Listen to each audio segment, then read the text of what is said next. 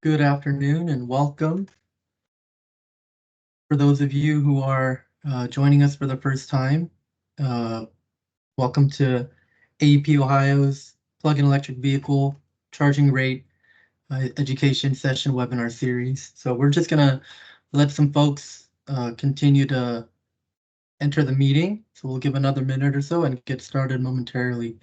So good to see a lot of folks already here. So just be patient with us and we'll get started very shortly.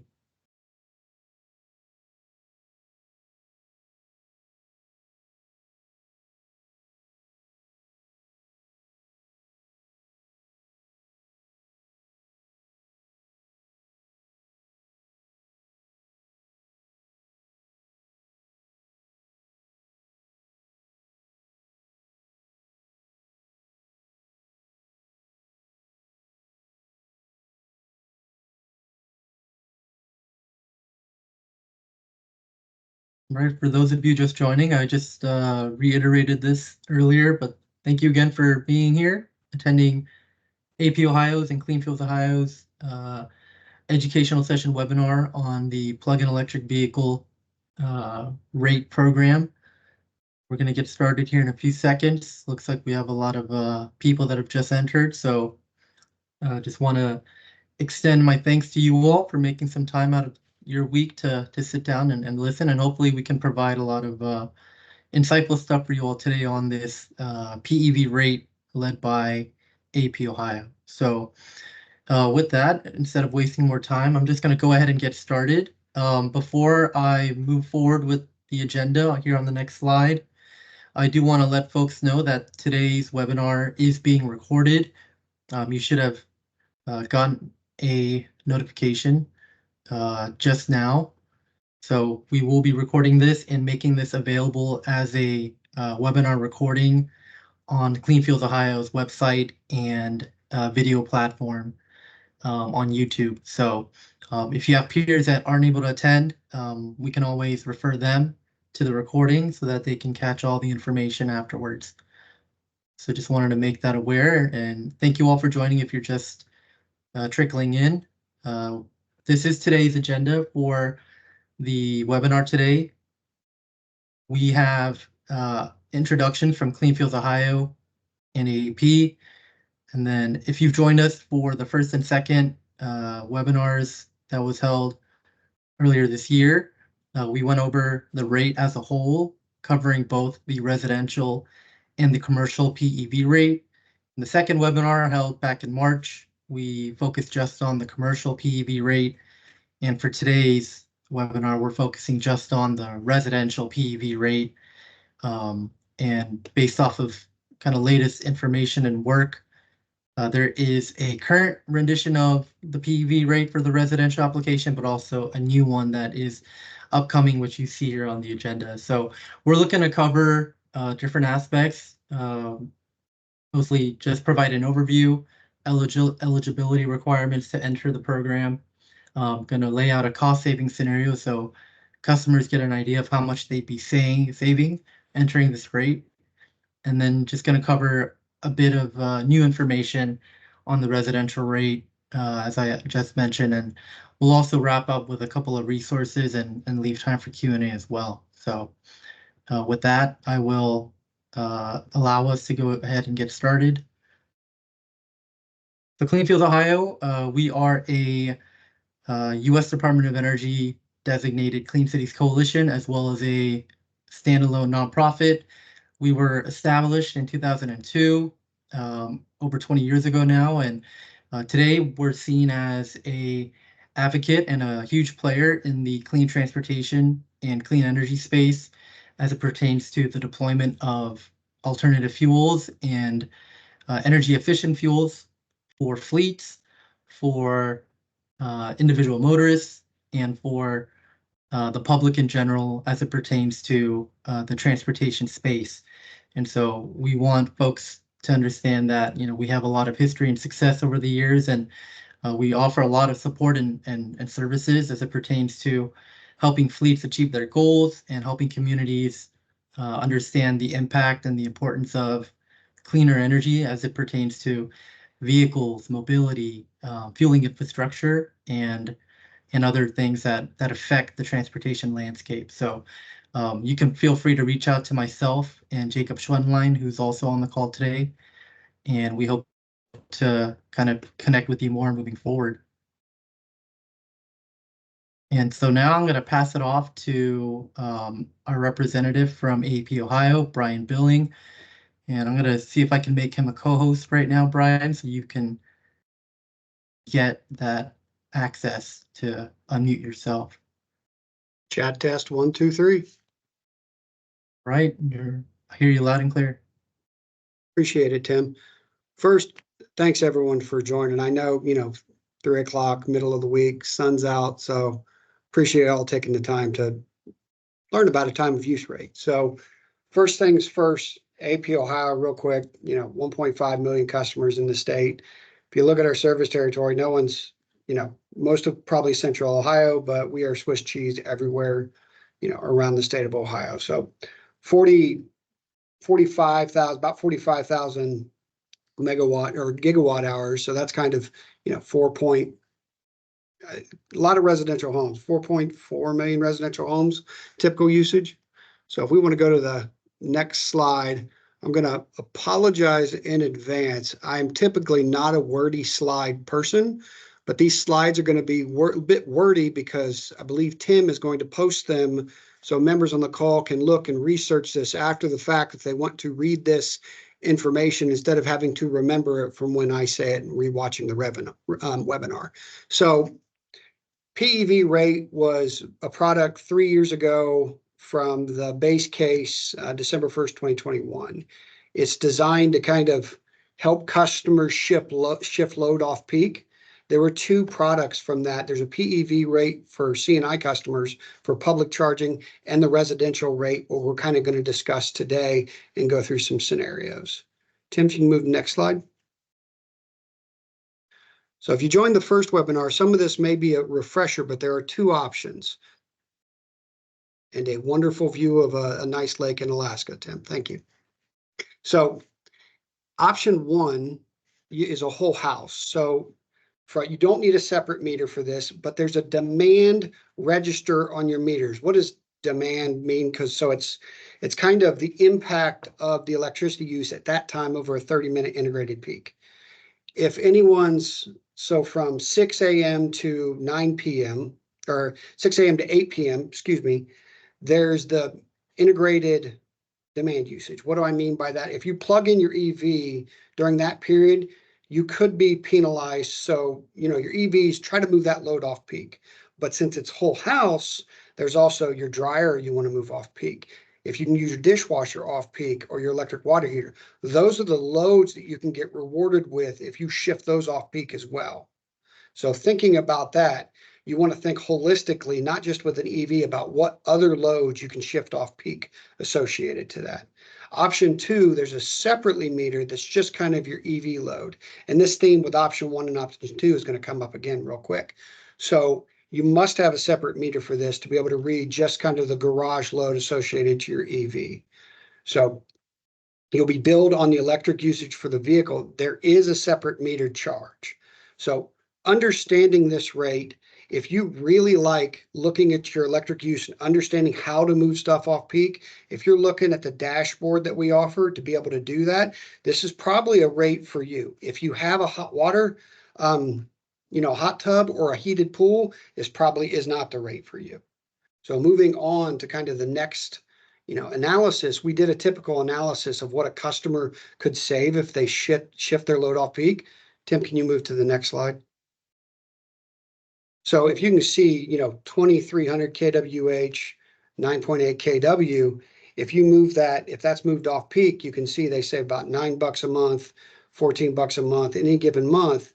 It kind of averages out to about, anywhere from $6 to $16 a month, anywhere in that. So summer versus winter may vary whether you have electric heat or electric water heat, but you typically can save money. You just have to be diligent to move some of that load off peak. Tim, if you can go to the next slide.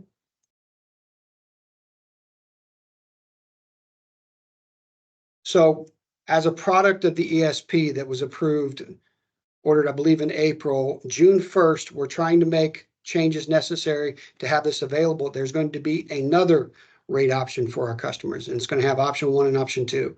So you're going to have the whole house service and the option 2, which is going to be the separately metered service. So what does this mean? This one's going to be a little different. So let me try to explain this. Tim, if you can go to the next slide.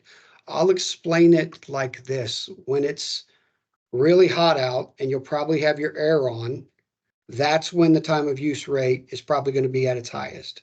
And if it's really cold out and you're going to have your heating on, that's probably when the time of use rate's at its highest. So if you can move your load off peak, that will benefit you associated. So effectively, if you can shift your air conditioning off peak or your time of use for your vehicle, think of it in that perspective. You plug it in, you time it to set from 12 to 6 a.m. or such. That can save you money associated to this rate. There's another rate on option 2. Tim, if you can go to option 2. Sorry about that. Option 2 has a super off-peak component. Super off-peak component is 12 a.m. to 4 a.m. So if you can basically do your charging needs in that 4-hour window, you can see down below the deductive credit down there. So basically, all your usage is going to be 2.63 cents for distribution. So let me back up real quick because I have a tendency to speak. Distribution, transmission, and generation. Those are 3 components of your bill. AEP Ohio is serving you distribution. We are trying to vary the distribution charge to move that load off peak to help all our customers and save the people moving their load off peak money.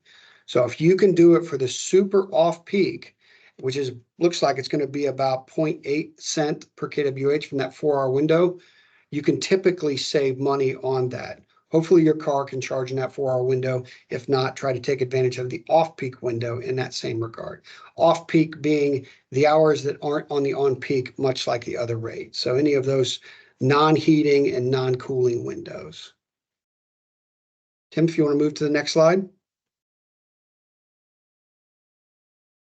So a lot of people may ask, and they've asked before, how do you sign up for this rate? So there's a great one-pager that AEP Ohio and CFO have made so people can be able to sign up for this rate, as well as the QR code. So what we've done, we took feedback from customers on the first call to make an online sign up. So you can sign up for the rate if you look through the QR code and just be able to sign up, and your billing cycle the next month should get you on that new rate. If you have questions, our Solutions Center is available at the number you can see, or you can email them at businesssolutions@aep.com. We've equipped them to answer the questions, to be able to sign you up and get you on this rate so you can start saving money. Tim, if you want to move to the next slide. I wanted to give Tim and CFO the opportunity to be able to talk about some of the other things advantage to the customers who, if you have moved to an EV, maybe this can help you, or if you're looking to move to an EV, maybe this can help you. So Tim, I wanted to give you the floor and let CFO discuss some of these opportunities. Great, thanks, Brian. So if folks do have questions, just want to remind them, feel free to utilize the chat on your Teams application here. I did pose a question just now as I'm going to go through the next slides. Just want to get a rough idea of who on the call would possibly be an EV owner. And we know that a lot of the folks that we were trying to reach through these webinars are the ones that do own and operate their own electric vehicle. We've talked to a lot of residential folks, homeowners who charge their EVs at home, but we've also been able to talk to a couple of fleet folks and folks that operate their own charging stations. So, the next couple of slides are meant to kind of just offer a couple of more resources that maybe even the typical avid EV owner would not be aware of. But hopefully, whether you are an EV owner or not an EV owner, maybe looking to acquire an EV in the future, the information here can give you some insight on some of the stuff that we've been tracking and can be valuable to you moving forward. So you'll see on the slide here, we just wanted to give a quick overview on the available grants and incentives available for Ohioans. And assuming that most of the folks on the call here, and ideally the folks that we want to reach for this program are Ohio residents and customers of AEP. And so just want to go through this list here of different laws, incentives, maybe different regulations, funding opportunities to help you yourself, the resident, the EV owner, but also folks that want to be more up to date with things that are happening at the local and the state and even the federal level when it comes to EV charging deployment expansion within the state.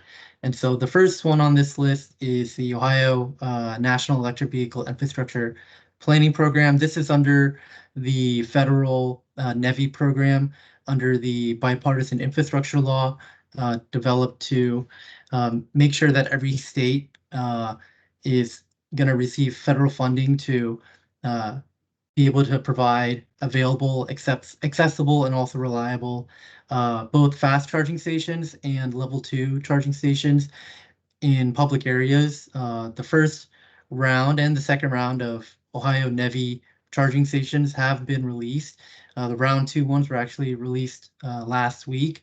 And so you'll be able to find a lot of that information on the Ohio Department of Transportation Drive Ohio website.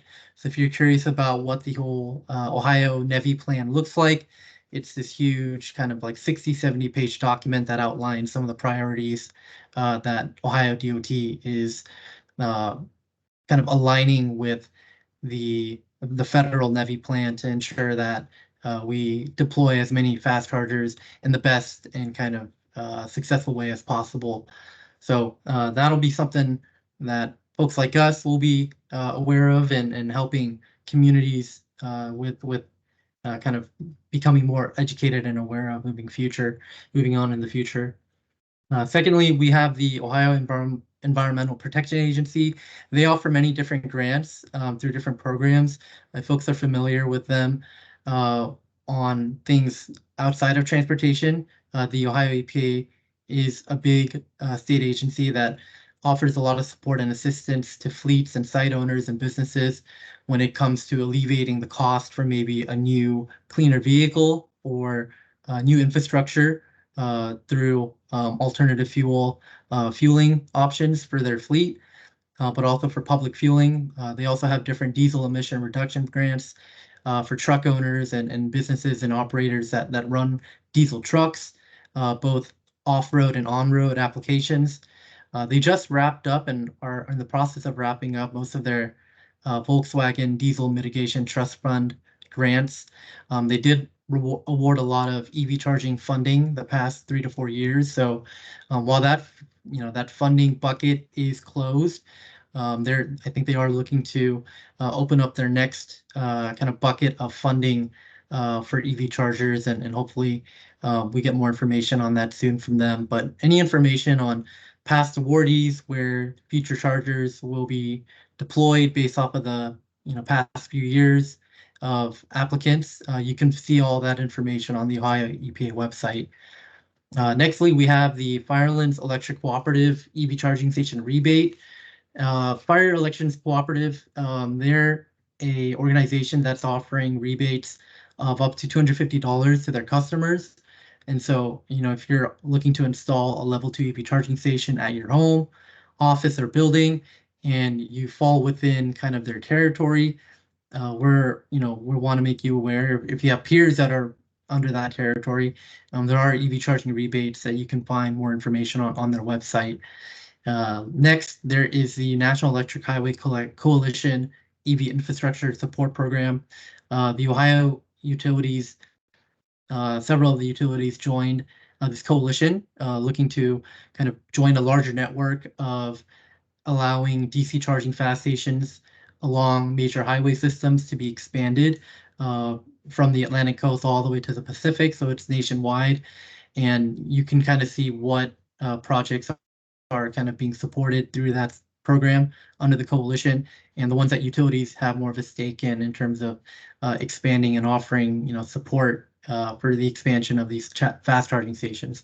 And so you can kind of see here there's a lot of different federal programs that are being implemented and executed at the state and local level through NEVI, a lot of state kind of programs through the Ohio EPA, and then you'll also see kind of larger network of programs through the NEHC EV infrastructure support program that includes participating states and utilities as well. So a lot of different things happening, and not just limited to the ones listed here on the slide, but just to give folks a rough idea of what support in terms of laws and incentives and funding is available at the moment. And next, just wanted to make folks aware, if you are on this call and you don't own an EV and you kind of are curious about the operating costs and how much it takes to purchase an EV and how much it would then take to install a charging station at your home or at your business, but then also looking into the fueling costs, the charging costs, and how much that would cost per kilowatt hour based off of who your utility is and what rate you pay right now. There is a vehicle cost calculator that's been a really helpful tool for folks at Clean Fuels Ohio when we're talking to different fleets and individual EV drivers and even prospective EV drivers. So it's a great way to kind of generate your own kind of scenarios with the operating costs of an EV, and it's a public tool that was created by the U.S. Department of Energy. So if you want to stay up to date on all the latest Ohio alternative fuels laws and incentives, there's a link at the bottom of this slide that will show you a list of this, all these programs and opportunities, but also a couple more that we might not have listed. So feel free to look that up when you have time, and know that that's a good resource moving forward. Next, I just want to kind of quickly just talk about the different charging applications for maybe folks that aren't aware of kind of the different settings that charging can take place. Obviously this rate that we're talking about today under AEP is the residential PEV rate program. Those who want to be charging their EVs at home and looking to save a couple of, some dollars on how much they're charging per charge. And so for those of you that aren't aware, there are three different kinds of charging. There is level 1 charging that is your typical standard 120 volt household outlet that folks will usually just plug in to their electric vehicle from their garage or a driveway, wherever there's a household outlet available. Typically, those charging times will be many, many hours, not even, like over one night will you get a full charge. So typically, when we're seeing EV owners charge these vehicles at home, they'll be charging them for a while. And maybe not even looking to get a full charge in their vehicle if they know that they're just going to go run errands, drop their kids off at school, go to the groceries, and won't need 100 miles on their single trip. 50% of a battery in an EV can get you from point A to point B on a few different trips. And so that's the standard level of charging you will find at residents who will have their own kind of charging outlet cord in their home or garage. What we're seeing a lot more these days, and folks that want to kind of get more accelerated charging, is level 2 charging. And so what we see typically with level 2 charging are folks that would want to install their own level 2 charger from an EV charging solutions provider. So that way, you don't have to wait, 10, 12 plus hours to charge your EV for a full charge. You can charge it overnight, charge it in your garage, assuming you work with your utility and an electrical technician to install that safely and properly, and you can make sure that your EV is charged overnight and up to 80-90% when you're ready to go and drive to work the next day or whatever you're doing. And so that's typically the most kind of reliable charging at home, but also in public settings as well, that you'll see that's not DC fast charging. And so next is level 3 charging, which folks also call DC fast charging. And typically you'll see these in corridor highway applications. There's a lot of Tesla superchargers that are technically level 3 charging, and you'll see them growing more and more in different shopping areas, malls, hospitals, churches, gas stations, and places where folks can kind of expect to stay there for a couple of hours and charge their vehicle for 30, 40 minutes, and it'll provide a fast charge that'll uh, put the battery up to 80, 90%, almost at full capacity. And so there's more information on the different levels of charging on the links provided, and more information you can find doing your own research. We recommend looking into the Department of Energy's Alternative Fuels Data Center. They have a great breakdown of the different types of charging ports, all the costs associated with owning and operating an EV, as we mentioned before. And so that'd be a great resource for those that are still looking to get educated on the types of charging. Next, I want to talk about charging at work. For those of you who are, EV owners and work at an office or a building, and you're not working remote, and you're not working from home, and you want to be able to charge your EV while you're at work and you're on your desk or whatever you're doing. There's a lot of workplace EV charging that's growing and growing in states outside of Ohio, but frankly, in Ohio, I think workplace charging still has a long ways to go in terms of growing and making more fast charging available to employers and these different building owner operators that have employers and companies housed in these buildings. And so something that we have been a part of, Clean Fuels Ohio, is this project called the Empower Workplace Charging Program. It's a Department of Energy funding program that is looking to expand workplace charging all over the country. And so there's a link that I've posted on this slide that basically captures a dashboard of the kind of commitments from states, including Ohio, that are looking to install workplace charging or have installed workplace charging dating back to 2021, and looking to install workplace charging around maybe 2 to 3 years from now. So it's got a good visual of the participating states and which companies and which employers have kind of committed themselves to deploying workplace charging at their offices. And so the project also offers a lot of technical assistance and resources and working groups that employers and building owners can sit in on and kind of understand and not have to go on that journey alone. So we hope that, if you are here listening in and you are, someone who works in a building and want to, provide access to, EV charging in your workplace, that'd be a great opportunity for us to maybe talk with your employer or whoever's responsible for maybe providing EV charging for the building, and can look to make that happen through this project. But there's obviously a lot of other factors involved, but this is just kind of a general tool that we think shows, the normal person of workplace charging that's growing through this specific program. And so moving on, there is public charging. So we've talked about charging at home, charging at work, but public charging is also kind of one of the most important ways that the normal EV owner and future EV owner feels more confident and less anxious about charging when they acquire an EV. And so there's a lot of different grant programs that's available to site hosts and business owners, as I mentioned in the last slide, through NEVI, through the Ohio EPA, and through other kind of national initiatives that makes sure and ensures charging is available at both level 2 options, but also level 3 options for charging, so that folks can quickly top off their EV in a few minutes. And so, you'll see a lot of these DC fast charging stations pop up more and more in public through the NEVI grants, through these Ohio EPA grants.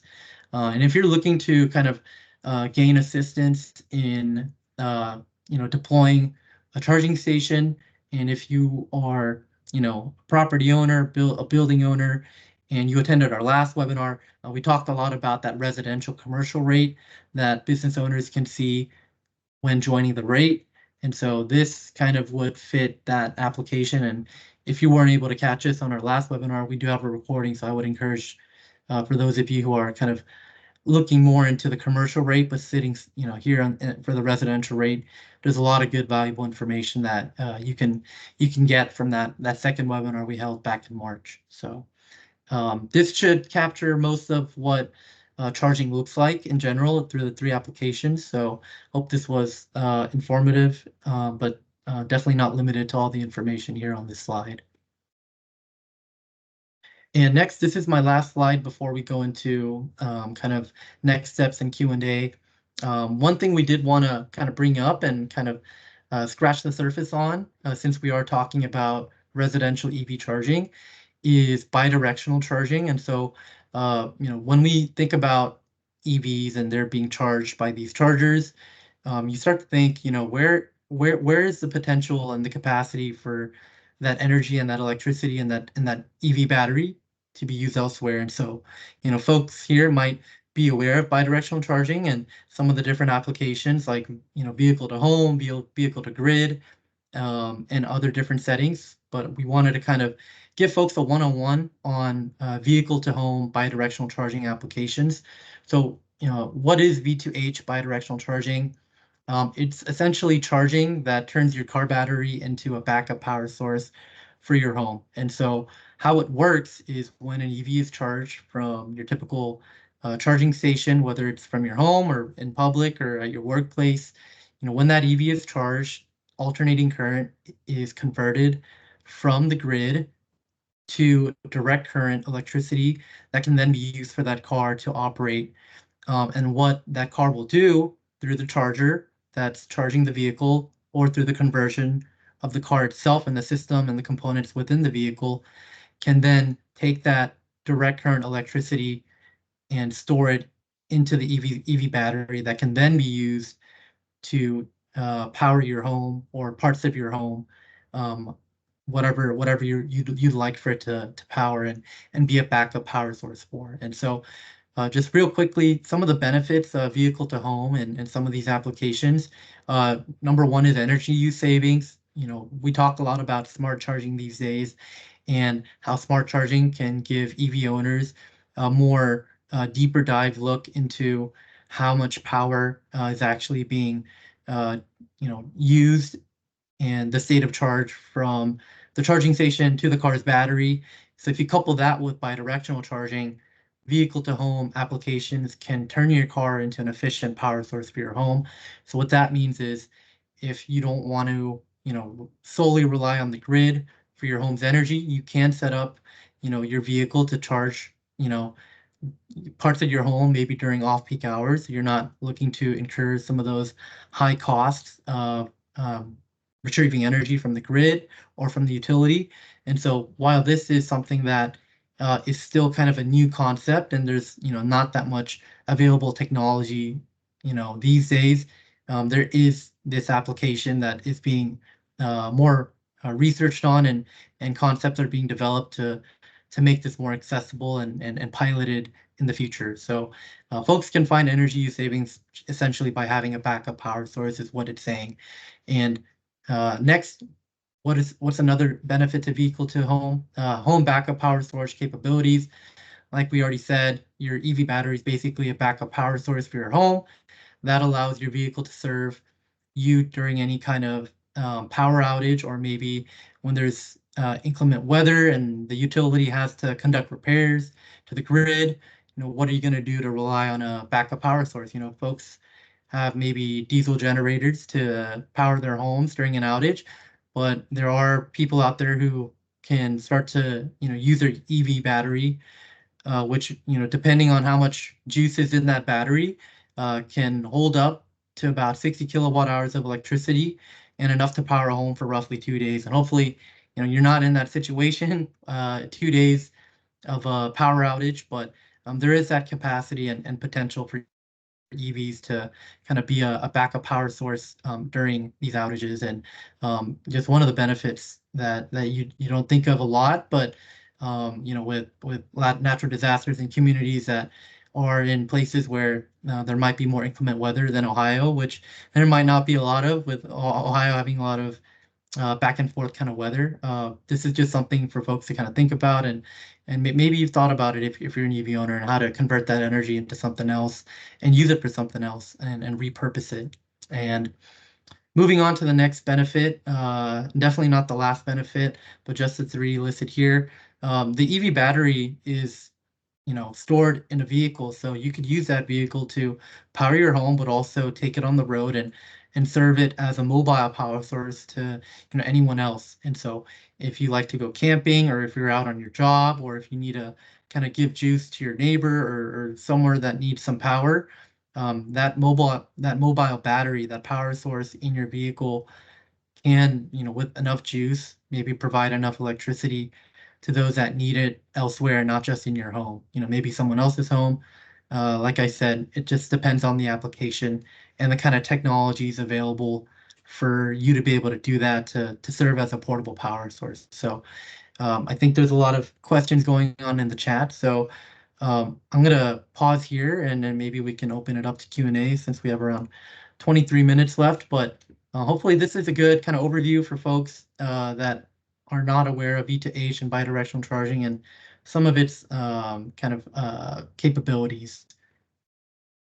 And while this is technically the last slide, we won't wrap it up here. We'll open it up for Q&A. But before we do, just want to encourage everyone to continue looking into the PEV rate program and the information that we've provided here today through the website pages on AEP's website. They have a couple of pages dedicated just for the PEV rate, which mirror the kind of information that we have here on today's slide deck. If you weren't able to attend the first and second education session webinars that we held, I suggest that you go back and if you want to catch those recordings and some of those insights, those videos are available on our YouTube channel, and we're happy to send those out to all the attendees here after the call. The PEV rate program, they do have limits and caps on how many customers can sign up. 500 for the residential program, and then 500 for the public program. I think what Brian had updated us previously is that they're still looking for more signups. So, there's no kind of rush necessarily, but we do want to be able to capture as many customers that are interested as quickly as possible, so that we can start to provide the rate to a lot of folks and gather a lot of feedback. And one way that we're trying to gather feedback is through this next bullet point, focus groups. So throughout the months of June through August, and maybe trickling into September, Clean Fuels Ohio will work to organize and coordinate different focus group meetings with different individuals that would be interested in kind of expressing and demonstrating their opinions and kind of insight, and share their stories on the effectiveness of the PEV rate program. If you've already signed up for the program and have a lot to share and have a lot of things that you want to let AEP know and Clean Fuels Ohio know, this would be a great chance for you to do so. And so what we're looking to do is gather a lot of EV owners, non-EV owners, maybe folks that want to maybe buy an EV in the future. It's not limited to anyone if you're just in the program, but it's open to those that maybe would be interested in joining the program, so we can gather some insight for folks that aren't even in the program but would like to join if they qualify and would be interested in joining this PEV rate. So there's a link that you'll see here on the last sentence. We'll also provide the link following up after this webinar, but for folks that want to know more about how they can join the focus group, we do have a sign up form, and we'll share that to you all after the webinar today. So with that, I will pause, and we have exactly 20 minutes for Q&A. So yeah, let's open it up. Let's see here how many questions we have. Hey, Tim, I got a number of thoughts that came up, and hopefully I can address some of the questions. But if you want to try this rate out, there is no risk in joining it, saying it's not for you, and then hopping off.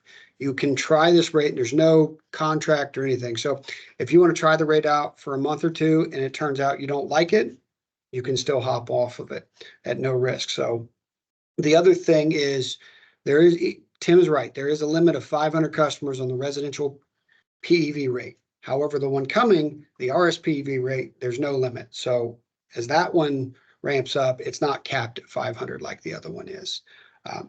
So let me answer Ben's question here. Does this only impact distribution and not supply transmission charges? That's correct. So knowing that, you can still get your own generation and shop for your own generation if you want. So whether you're on SSO or choice, you can still be on the PEV rate associated. Now, integrated demand. I'm a math major, so integrals.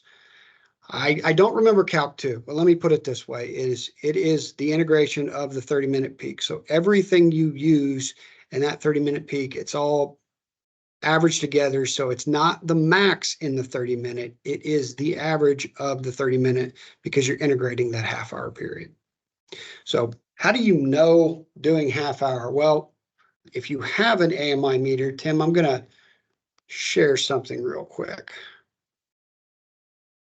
So everyone who has an AMI meter should have access to their usage.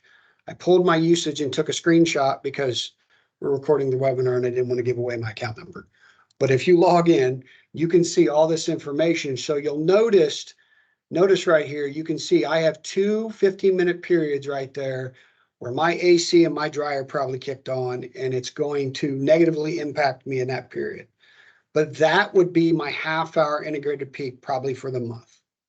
So those are the kind of things, if you log into your dashboard, my account, you can view it, energy dashboard, and see this kind of usage with AMI meters. Those are part of the things that you consider in that when doing that. So for the demand rate, it's the monthly peak demand, the integrated max demand, like we talked about, times 214, but you also pay 1.3 cents per kWh instead of 2.6. So there's the discount associated for the 2.4 or 2.14 for demand. There is a calculator online. So give me 2 seconds. Tim, you go ahead and share again.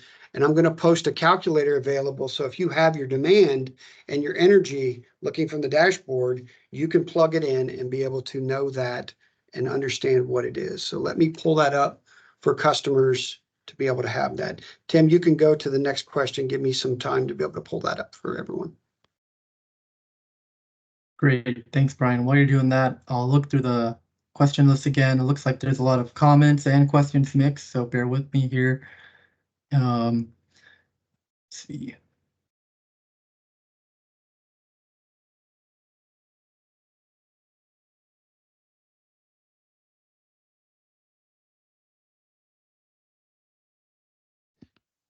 Tim, I can hop in and take one. Scott Yeah. asked earlier where he can find the recording for the commercial EV rate incentive pilot program. Find that recording. It is up on our YouTube account, as will this one by close of business on Friday. I'll share a link to that video in chat in a moment, but all of those will be available for free on our YouTube for whoever's interested in learning more or rewatching these. I know these are pretty packed full of details. So Great. Thanks, Jake. Here's some other questions that I found. Can you clarify the monthly fee for customers who opt in? For example, for option 1, there is a $10 per month home charge. Is option 2 a $20 monthly charge, $10 for home service, and $10 for EV service? So let me see here if we can go back to the slides and see where that might have been. Tim, I may have addressed that in chat, but the answer is Perfect. correct. It is another $10 a month charge. Great. Thanks, Brian. Okay.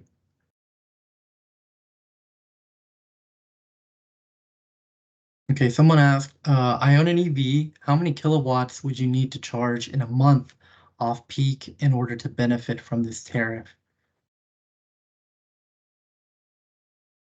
Brian, if you have any kind of. There was a chat, anything. I tried to address it. It's about 300, but understanding the 30-minute peak. So you have to watch your demand in that regard because, if you plug in during peak period, your savings could be kind of erased. So understanding that for the PV rate, the demand component can erode those savings. Great. Just a comment from someone on the chat. I will join this program, joined one over 10 years ago through another pilot through AEP.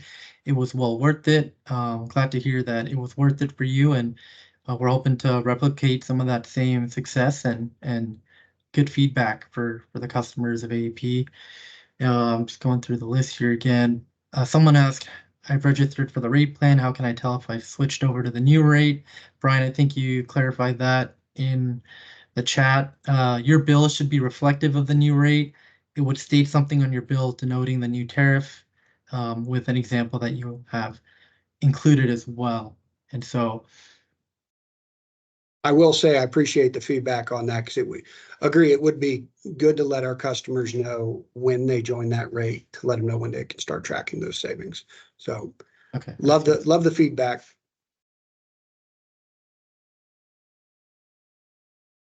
Okay, next question. What are the impacts to people that have solar on their homes? How does it impact net meter rates and credits?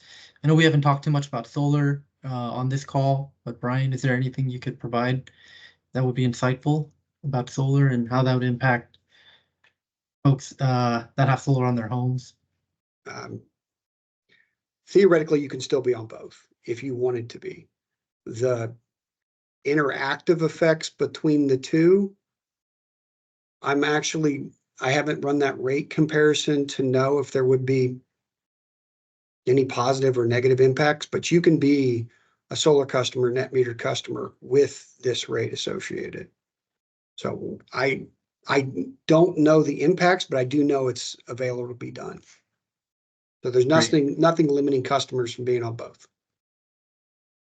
And just a follow-up to that question, Brian, just going down the chat here, someone had asked, seconding this question, regardless of EV chargers, would excess production from solar during peak hours impact the credit on a customer's account? Not sure if you know that on the spot, but We're probably getting over outside of solar. the alternative energy, but it Yeah, would be still a net metered tariff, and you'd be able to get those credits associated. So it would function under the DG rules that operate in Ohio. So it's not, the time of use and the net meter would be kept distinct, so you could be on both. all right. Someone else asked, can you share how you calculated the current versus PEV rate saving in the chart you shared?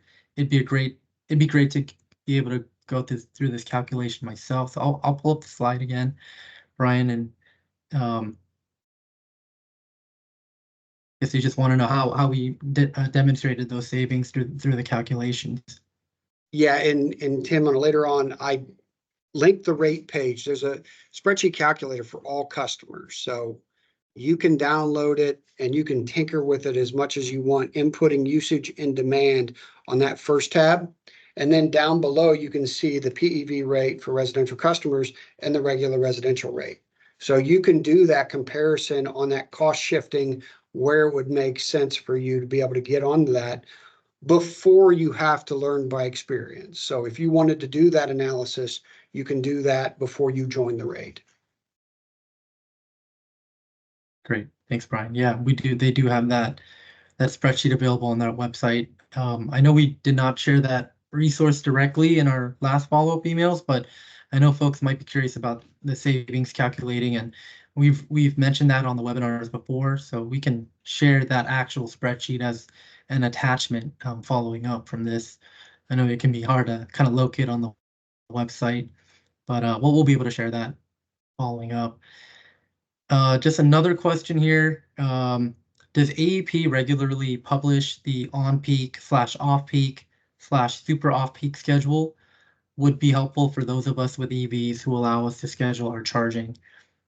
So Yeah. Great question. The answer is yes, and it will be published as soon as it goes live when the ESP electric security plan goes live in June. So the link that I posted, you can see there in the chat, associated rates, it'll have all that information. Granted, our tariff book is probably not the most customer friendly, so I tried to consolidate the information that you can see. The super off peak and the off peak in the slides here should never change. So you can understand 12 to 4 is going to be 12 to 4.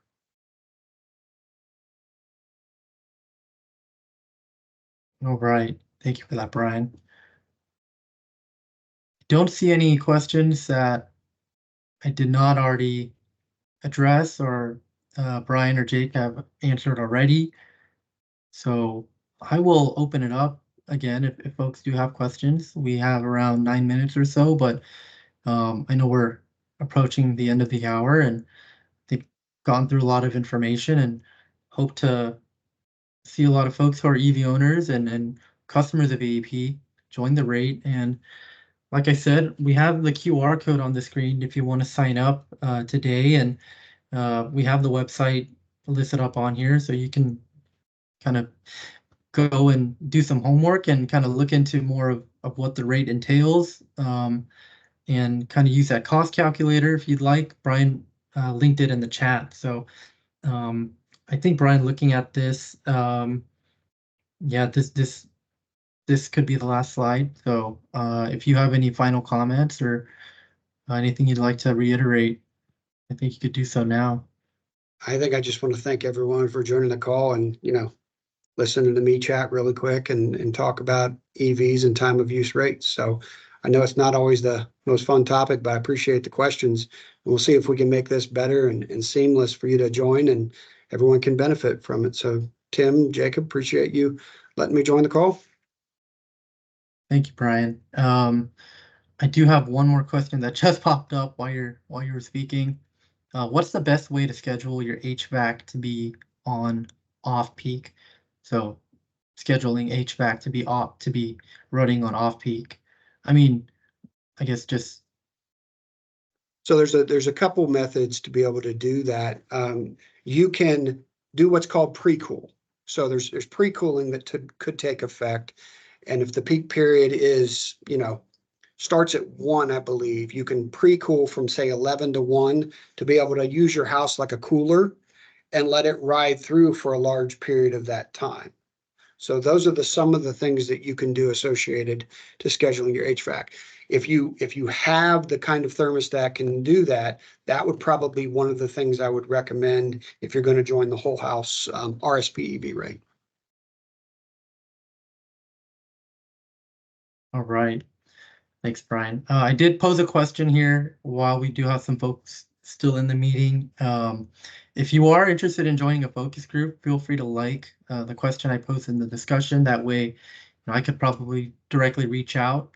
We will be sending the link out after this webinar, and just want to provide that option if folks are immediately interested and wanting to kind of provide feedback or kind of listen in on the future of the rate. That's what we're planning to do over the next couple months, and are looking for a lot of attendees for the focus group meetings. And so that's what we're kind of hoping to do with the next step of this program, kind of engage with the individuals on a more deeper level, to go beyond just the educating part from our end, sitting here virtually on a call, every other month, but kind of be more more kind of intimate with you guys, and then kind of getting more good feedback.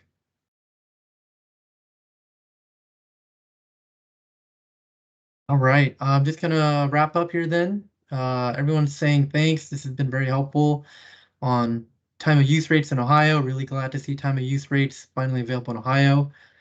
Been hoping to see them ever since someone got their EV 9 years ago. So Jake just linked the form on the chat. So with that, feel free to take all the resources we've provided to you here today, and please reach out if you have any more questions. You'll see the emails here, the Business Solutions AEP email, but you can also reach out to myself, Tim Cho, Senior Manager here at Cleanfield, Ohio, and then Jake Schwemline, Drive Electric Ohio Director at Cleanfield, Ohio. So we thank you for your time, and this recording will be available later this week, and hope to see some of you in the focus groups when we distribute these forms. So thank you again, and have a good rest of your Thursday. Thank you, everyone. Thanks, everyone. Appreciate your time.